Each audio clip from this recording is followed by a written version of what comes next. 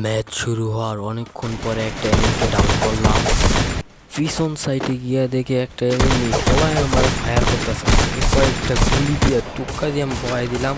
ডান দিকে তাকিয়ে দেখলাম এক শালায় কারে যেন ফায়ার করতেছে। তা দেখে আমার আর সহ্য হলো না। হাতে নিয়ে তার উপর ডাইরেক্ট রাশ করে তাকে ডাউন করে ফেললাম। ঘরে ঢুকার সময় কে যেন আমাকে পিছন থেকে ফায়ার করলো। কে আমাকে ফায়ার করলো তা দেখার জন্য আমি ঘরের বাইরে চলে গেলাম এবং কে আমাকে ফায়ার করেছে তা খুঁজতে লাগলাম। দেখলাম যে একটা যুবতী আমার দিকে ছুটে চলে আসতেছে, তাই তাকে আমার MP40 দিয়ে একটা টুকরা করে দিলাম। তাকে ফিনিশ করার পর আমি দেখতে পাই যে আমি মারাত্মকভাবে আহত, তাই একটা মেডি নিয়ে নিলাম।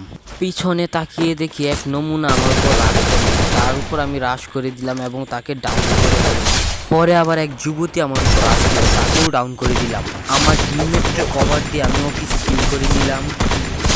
পরে দেখতে পেলাম যে একটা উপরে বসে তার কারে যেন এম করতেছে, তাকে নিচে ফেলে দিয়ে এবং কিল নিয়ে নিলাম। আমি সুযোগের সুব্যবহার করতে চাইলাম কিন্তু তা করতে পারলাম না এবং ভুইয়া হয়ে গেলাম।